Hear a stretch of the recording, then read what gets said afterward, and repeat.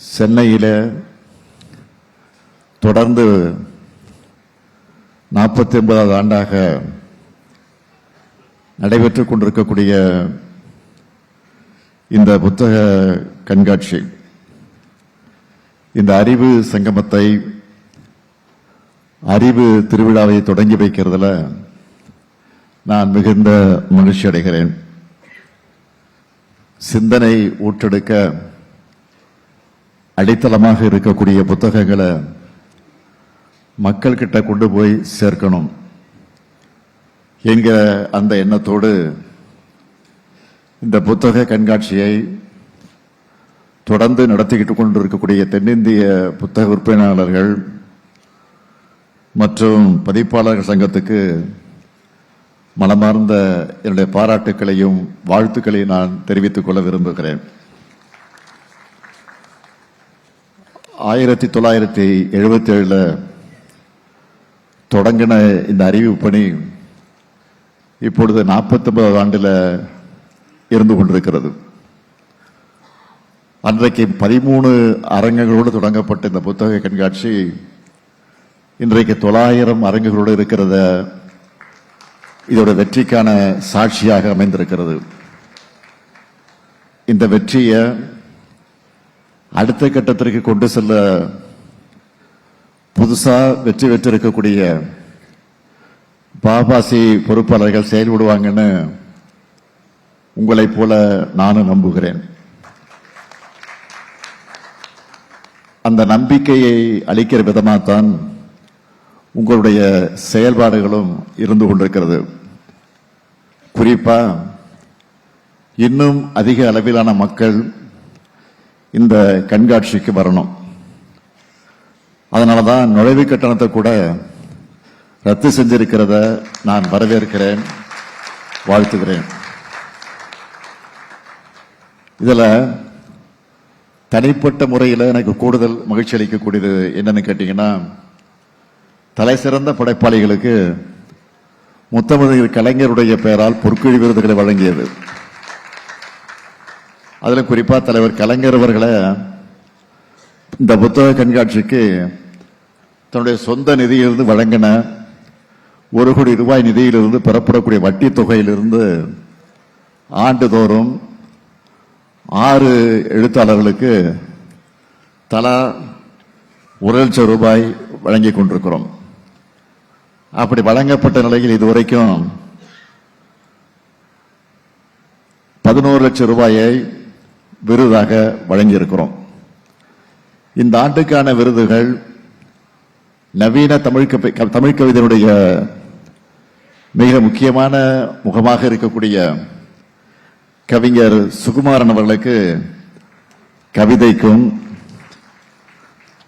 ஒடுக்குமுறைகளுக்கு எதிராக விளங்கக்கூடிய படைப்புகளை படைக்கக்கூடிய ஆதவன் தீட்சணை அவர்களுக்கு சிறுகதைக்கும், பன்முக எழுத்துக்கு சொந்தக்காரராக இருக்கக்கூடிய இரா முருகன் அவர்களுக்கு நாவலுக்கும், ஓவியங்கள், சிற்பங்கள், கட்டிடக்கலைகள் அது குறித்து ஆய்வை நெடுங்காலமாக செய்து கொண்டிருக்கக்கூடிய பேராசிரியர் பாரதி புத்திரன் அவர்களுக்கு உரை நடைக்கும், நவீன நாடக மேடைகள்ல இயங்கி வரக்கூடிய முக்கியமான கலைஞராக இருக்கக்கூடிய கருணா பிரசாத் அவர்களுக்கு நாடகத்துக்கும், தமிழ்நாட்டின் மிக முக்கியமான அறிஞரும் SV ராஜதுரை அவரோடு இணைந்து பெரியார் சுயமரியாதை சமதர்மம் என்ற முக்கியமான வரலாற்று ஆவணத்தை தந்திருக்கக்கூடிய கீதா அவர்களுக்கு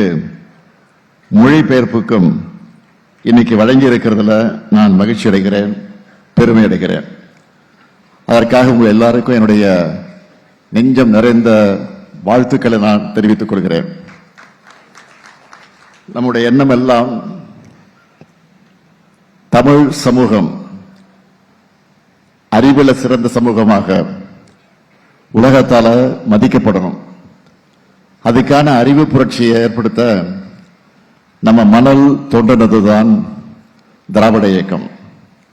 இந்த அறிவு புரட்சிக்கு நாம் பயன்படுத்தி இருக்கக்கூடிய முக்கியமான கருவிதான் புத்தகங்கள். அதனால்தான் தந்தை பெரியார் அவர்கள் என்னுடைய வாரிசுகள் என்பது என்னுடைய புத்தகங்கள் தான் சொன்னார். பேரறிஞர் அண்ணா அவர்கள் வீட்டுக்கு ஒரு நூலகம் அமையுங்கள்னு சொன்னார். அதேபோல நம்முடைய தலைவர் கலைஞர் அவர்கள் புத்தகங்கள் மூலம் உலகை படியுங்கள் என்று கட்டளையிட்டார். அறிவுக்கான தீ பரவட்டும்னு அவங்க சொன்ன பாதையில தான் நம்ம திராவிட மாடல் அரசும் செயல்பட்டு கொண்டிருக்கிறது. இன்னும் சொல்லணும்னா தனிப்பட்ட முறையில் 2017ஆம் ஆண்டு முதல்ல என்னை சந்திக்க வர்றவங்க, அப்படி சந்திக்க வருகிற போது எனக்கு பொன்னாடைகளும் பூங்கொத்துகளுக்கும் கொடுக்கக்கூடியவங்க அதற்கு பதிலாக புத்தகங்களை கொடுக்கணும்னு நான் சொன்னேன். அப்படி பெறப்பட்ட புத்தகங்களை அண்ணா அறிவாலயத்தில் இருக்கக்கூடிய பேராசிரியர் அன்பழகன் ஆய்வு நூலகம் மூலமா அந்த புத்தகங்கள் கேட்டு எனக்கு கடிதம் எழுதின மாணவர்கள், இளைஞர்கள், படிப்பு வட்டங்கள், நூலகங்கள் நான் தொடர்ந்து வழங்கிக் கொண்டிருக்கிறேன். இதுவரை எவ்வளவு புத்தகங்கள் அந்த அடிப்படையில் எனக்கு கொடுக்கப்பட்டிருக்கு தெரியுமா? சுமார் 4 லட்சம் புத்தகங்கள் வழங்கப்பட்டு அவைகளெல்லாம் நான் பல்வேறு இடங்களுக்கு அனுப்பி வைத்திருக்கிறேன். தமிழ்நாடு மட்டுமல்ல, இலங்கை உள்ளிட்ட தமிழர் வாழக்கூடிய நாடுகளுக்கு அனுப்பியிருக்கிறோம். புத்தகங்களை பரிமாறுகிறத ஒரு இயக்கமாகவே நடத்திக்கிட்டு இருக்கிறோம். அண்மையிலே கூட திமுக இளைஞரணியின் சார்பில் வள்ளுவர் கோட்டத்தில் அறிவு திருவிழா நடத்துறாங்க. நான் போய் அங்கே 1/2 நாள் அந்த வள்ளுவர் கோட்டத்துக்கு சென்று அங்கே 1/2 நாள் முழுவதும் சுற்றி பார்த்து அந்த புத்தக ஸ்டால்களை எல்லாம் நான் மகிழ்ச்சியோடு, பெருமையோடு, பூரிப்போடு பார்வையிட்டேன். நேரம் போனதே தெரியல, அந்த அளவுக்கு நான் பார்வையிட்டேன், பார்த்தேன். தொடர்ந்து ஏராளமானவர் அங்கே வந்து புத்தகங்களை வாங்கி சென்ற செய்தியை பார்த்தபோது நான் உண்மையிலே மகிழ்ச்சி அடைந்தேன். இப்படி நாம் வாங்குகிற ஒவ்வொரு புத்தகமும் தனிப்பட்ட முறையில் நமக்கும் நம்முடைய சமூகத்துக்கும் எதிர்காலத்துக்கு பயனளிக்கக்கூடிய விலை மதிக்க முடியாத சொத்தாக அமைகிறது.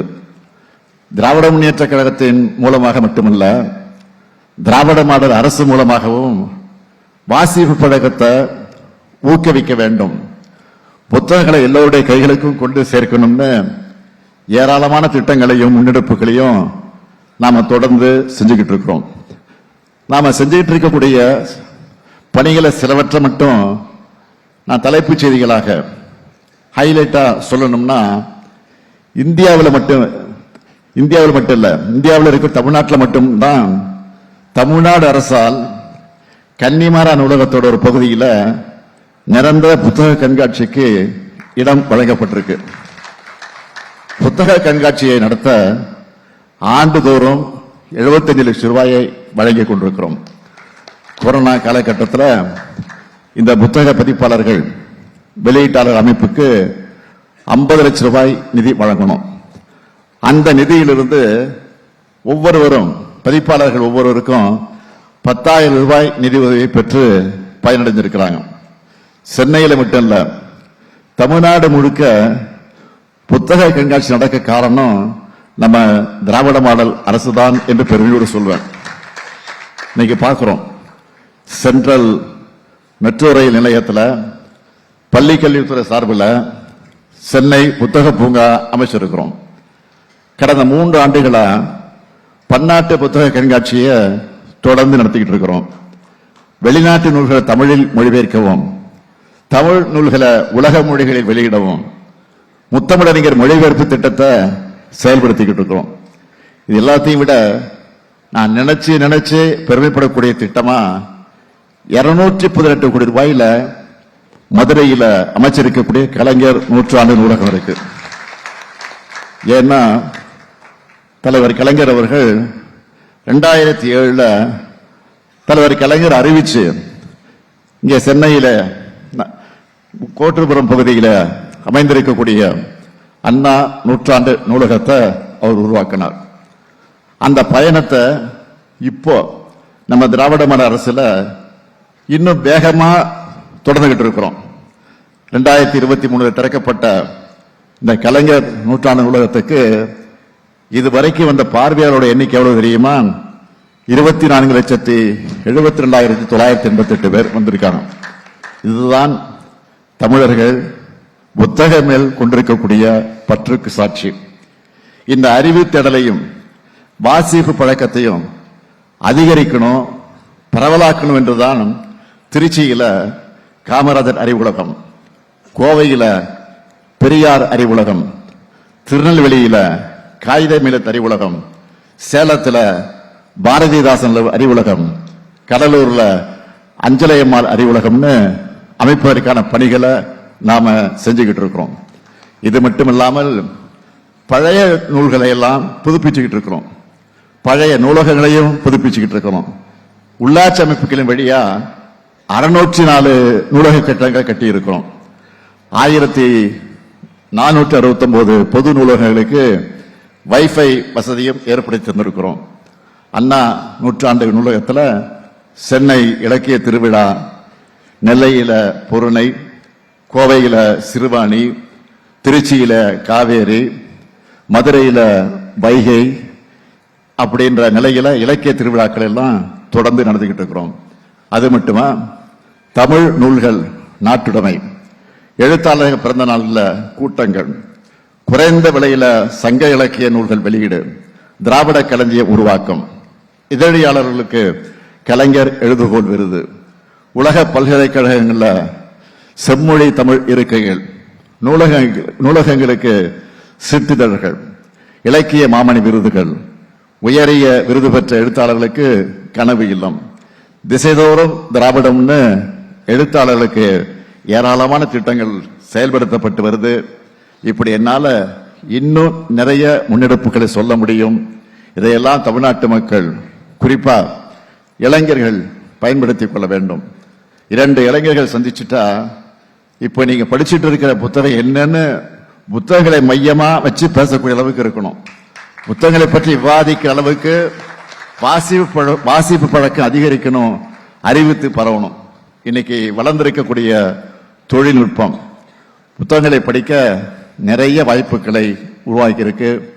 மின்னூல்கள், கிண்டில் கருவின்னு நிறைய ஆப்ஷன்ஸ் வந்துருச்சு. பல்வேறு இணைய நூலகங்கள் இருந்து நம்மால எளிதால புத்தகங்களை டவுன்லோட் பண்ணிக்க முடியும். இத்தனை வாய்ப்புகள் இருந்தாலும் ஒரு புத்தகத்தை கையில் ஏந்தி ஒவ்வொரு பக்கமா புரட்டி படிக்கிற அனுபவமே தனி சுகம்தான். புத்தகத்தோட ஒவ்வொரு பக்கத்தையும் புரட்டும் போதும் புது வெளிச்சம் நமக்கு கிடைக்கும். அந்த வெளிச்சத்துல அறியாமை எனும் இருள் விலகணும்.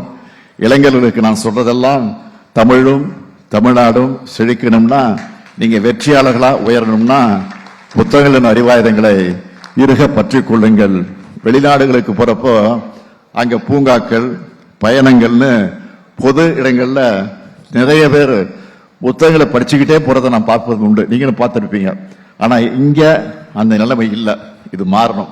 உங்களுடைய சிந்தனைகள் வளர வளரத்தான் நம்ம தமிழகத்தோட வளர்ச்சி மேல் நோக்கி போகும்.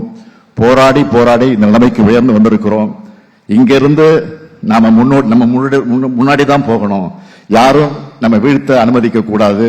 அதனால தினமும் 1 மணி நேரமாவது படிக்கிற பழக்கத்தை வளர்த்துக் கொள்ளுங்கள். உங்கள் டைமை புக்ஸ்ல ஸ்பெண்ட் பண்ணுங்க. புதிய எழுத்தாளர்கள் உருவாகி வாங்க. எழுத்துக்களை படிக்க படிக்க எண்ணங்கள் வளரும். எண்ணங்களை எழுத்துக்களாக படைக்கும் பழக்கத்தை உண்டாக்கிக்க.